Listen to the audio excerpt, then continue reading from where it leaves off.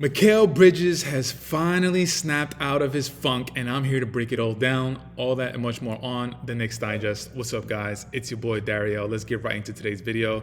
So the story of the day is undoubtedly Mikal Bridges dropping 31 points tonight against the New Orleans Pelicans.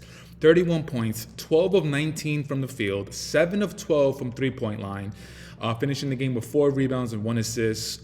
This is such a welcome sight to see for Mikal Bridges. Now, of course, there's going to be people talking about, yeah, he had a great game, but it was against the New Orleans Pelicans, who were just absolutely hit with the injury bug. Zion, Brandon Ingram. Yeah, it's against the New Orleans Pelicans, but honestly, at this point, we need to take whatever we can get. So Mikal Bridges, he's finally able to break out of his funk. And then on Tuesday, we're going up against the Orlando Magic. And that game actually is kind of important because whoever wins that game is going to be the group winner for the NBA Cup and is going to advance to the quarterfinals. And if you guys saw the post-game show that Chris and I did for the previous game, we kind of talked about the NBA Cup, and we just talked about how, like, it'll be nice to see the Knicks at least get to the NBA Cup finals or maybe even win it, because we haven't won anything since 72, 73. And the New York Knicks are one of the premier franchises in the NBA, but that's another story. But Mikal Bridges being able to see the ball go through the rim with his three-point shot, with his mid-ranges, with him going to the rack, I feel like it's going to alleviate some of that pressure that he might be feeling, especially with the New York media. And on top of that, I was watching the post-game show, and Monica McNutt really actually brought up a really good point that every hooper, when they see the ball go through the rim, whether if it's at free throws, whether if it's three-point shots, mid-ranges, post-ups, whatever way you put the ball through the hoop, it actually gives you an extra spark of energy. And that energy transcends into the defensive end. And we actually saw that with Mikal Bridges. We saw him deflect the ball many a time, steal the ball, and just interrupt the offensive flow with New Orleans Pelicans. So Mikal Bridges being able to have an amazing shooting night, yeah, albeit it was against the New Orleans Pelicans, but this could really help him just gain that confidence and gain that momentum as we move forward into the season. And on Tuesday, like I just said, it's a very important game. So if Mikal Bridges has a 20, 25-point night, chances are we're going to be leaving that game with a W. So Mikal Bridges is 100% the number one story of the game, breaking out of his shooting funk, 31 points, doing it from a myriad of ways, three-pointers, mid-ranges, fast break, putting the ball on the floor. Absolute wonderful sight to see from Mikal Bridges. Now, I also want to talk about Deuce McBride. Deuce, off the bench, he played 22 minutes, dropping 13 points, 5 of 9 from the field, 3 of 4 from three-point line, ended the game with 2 rebounds and 3 assists. I'm going to keep saying this time and time again. I think Deuce, it might be between, well, when Precious comes back, I'm thinking, right now I'm literally thinking in the moment. I'm trying to think who is going to be the most important player coming off the bench, even when Precious comes back. And when Precious comes back, Precious, Deuce, Cam Payne, those are going to be the 3 primary players coming off the bench.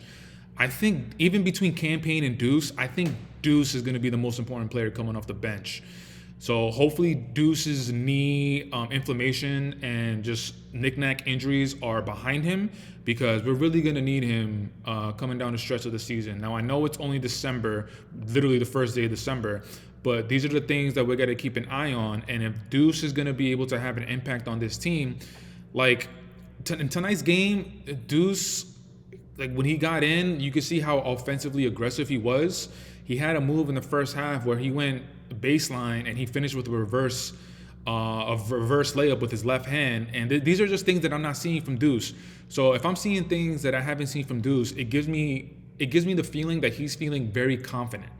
And if he's feeling very confident, he's going to be able to step out of his comfort zone and be aggressive and really try to look for his offense. And that's what we need for Deuce.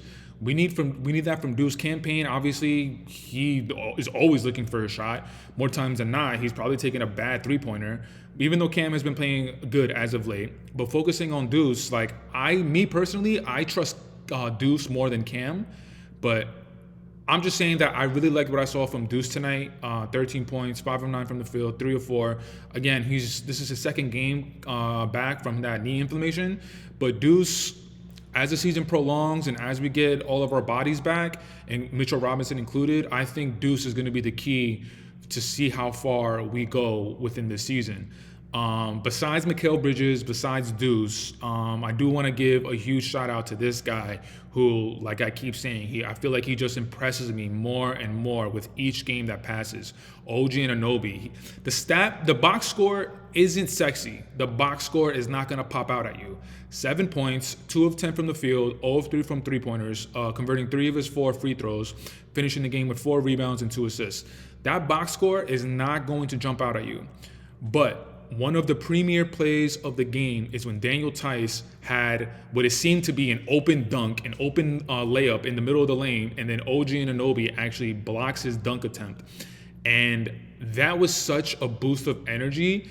And that, to me, it just reaffirms of how defensively fluid he is. He's on the perimeter more times than not, guarding the best offensive player on the opposing team. And then if there is a breakdown in the defensive schemes and of coverage, you got OG Anunoby challenging shots at the rim with Daniel Theis. Daniel Theis is not a true 5. He's an underman 5, but he is the 5 for the New Orleans Pelicans right now. But he's going and challenging shots at the rim.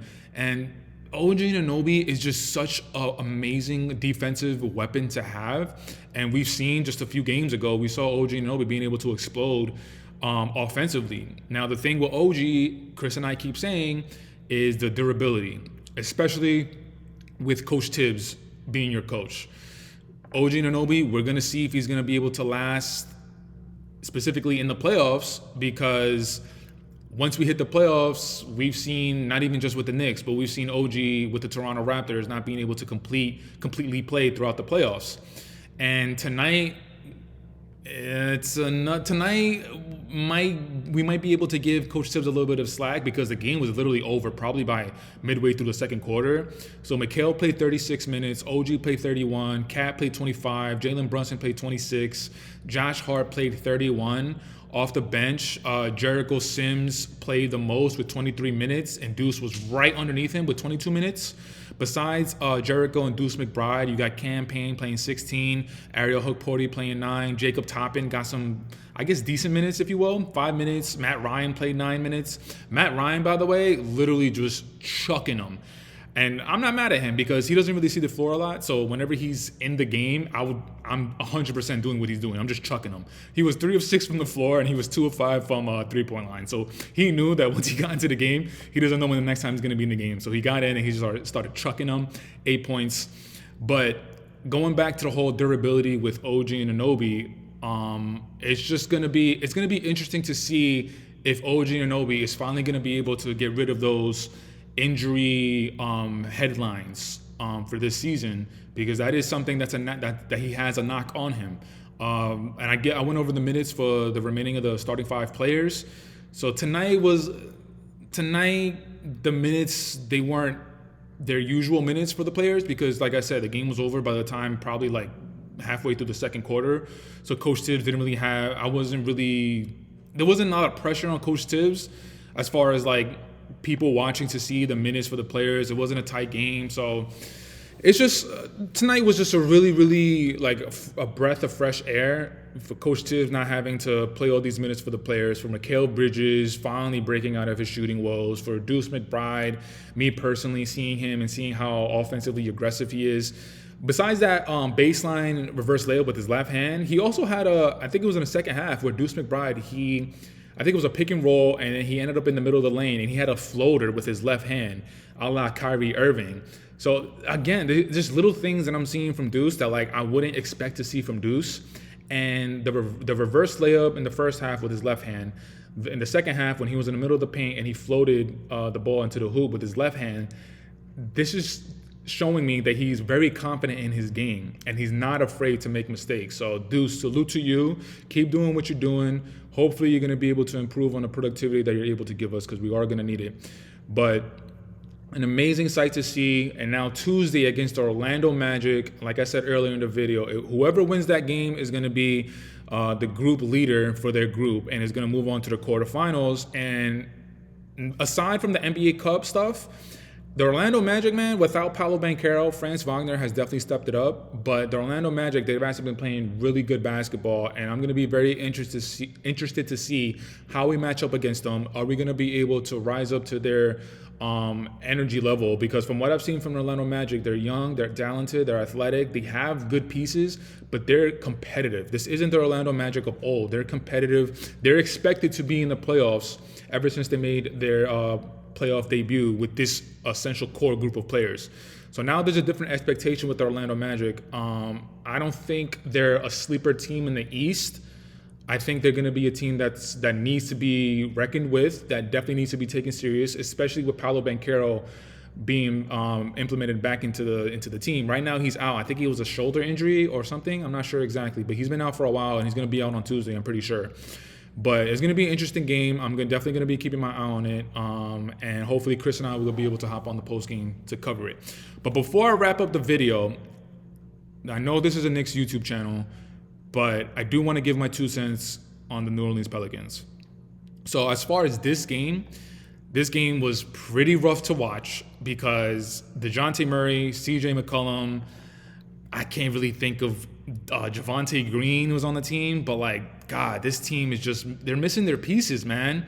Zion is out with an injury, I believe. Brandon Ingram is out. I'm not sure if he had an injury or maybe an illness, but it just seems like the New Orleans Pelicans, like, they have so much potential, but they're never able to get all of their main bodies playing at the right time. If Brandon Ingram is out, Zion Williamson is playing. If Zion Williamson is out, Brandon Ingram is playing. In this particular moment, they're both out. And then if Brandon Ingram is playing, CJ McCollum is out. Or if CJ McCollum is in, Brandon Ingram is out with Zion Williamson. It's just like, it feels like it's just like Tetris with that team. It's like they can't fully put all the pieces together. Because the New Orleans Pelicans, like, if they have a fully healthy team, their team is really good and being led by Zion Williamson. But then you also have to bring up the question that even when Zion Williamson is healthy, he's not healthy long enough to see what the team can actually be. He's always healthy for an extended period of time, and then he goes out with a hamstring injury, and then he goes out with just another injury, and then there's always the talks and the reports about his eating problem and his weight problem. And this contract, like, is just, it's absolutely full of incentives. He needs to be able to hit a weight limit in order to get a certain amount of money. Like, the contract that I've heard for Zion is insane. But at this point with the New Orleans Pelicans organization, like, what else are you going to do? Like, Zion, he hasn't really proven to take things seriously. He hasn't really proven to dedicate himself to the game a la LeBron James or Kevin Durant. But I'm just, right now in this particular moment, it was just super, super hard to watch because, like I keep saying, the game was over by like halfway through the second quarter. And just the amount of talent that they have, they just don't have the talent right now. And the record, I think they're 4-17 after today's loss, and they're 1-10 in away games. So that's a pretty brutal record, and they're in the Western Conference. The Western Conference is superior to the Eastern Conference. I think that's safe to say. So I'm just glad we got this win. We were able to get this win, and now we get to move forward and look forward towards Tuesday against Orlando, which is going to be a very interesting game. But guys, that's it for today's video. I want to say thank you so much for checking it out. Leave it in the comments. Let me know what you guys thought of the Knicks effort. Let me know what you guys thought about Mikal Bridges being able to finally break out of his shooting funk. And let me know what you guys think about Tuesday's game. Do you think the Knicks are going to win? The Orlando Magic is going to win? And also, leave me your comments about the NBA Cup. Do you care if the Knicks actually make it all the way to the finals? Is this something that you're hoping for, or is it just like an added bonus kind of thing? But guys, that's it for today's video. Thank you so much for checking it out. Subscribe to the channel, hit that thumbs up. And until next time, you guys know the drill. You know the vibes. Not doing the outro for today. But I'll check you on the next video, guys. Peace.